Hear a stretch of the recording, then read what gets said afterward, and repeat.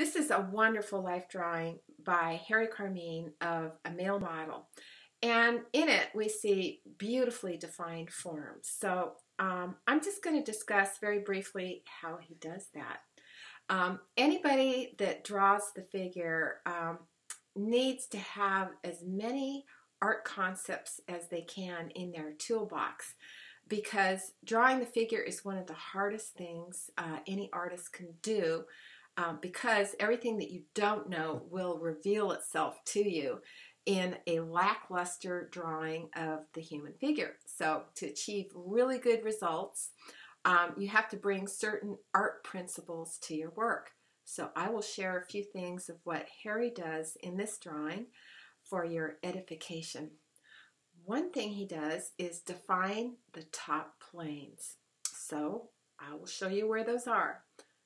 This is a flat form. It's not flat on the model. The artist brings the idea of simplifying the form and flattening it to the drawing.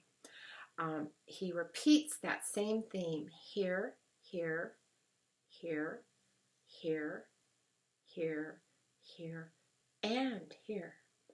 It's all the same idea. He finds the top plane of the form and he defines it with tone, tone, tone, tone, tone. See how that's almost squarish? We know the arm is not square, but the artist makes it square to define it.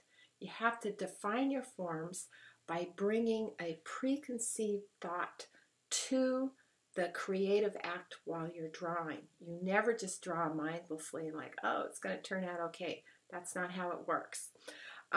We also see the top planes of forms defined here, here, here, here, and here.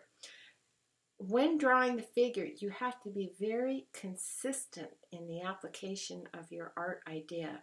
So in the case of top planes, throughout the entire drawing, every top plane is defined, including the head, and the light source is always the same.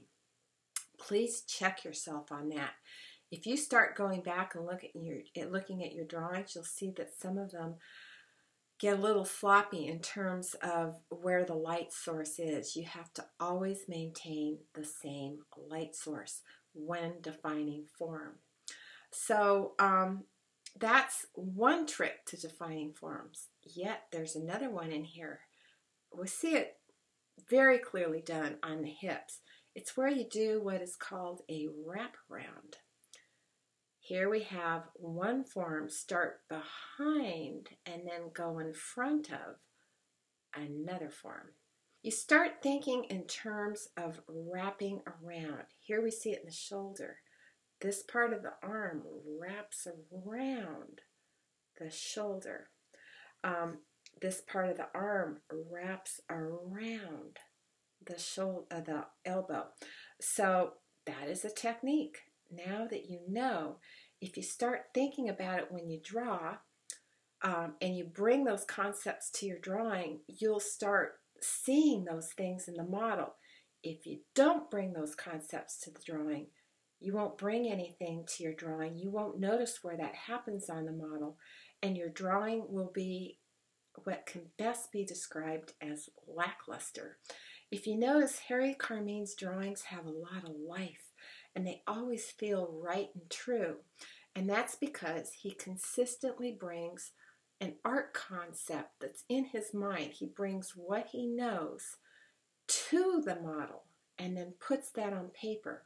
He doesn't draw what he sees. No model looks like this. They don't have this kind of definition. You, the artist, have to bring it to the drawing.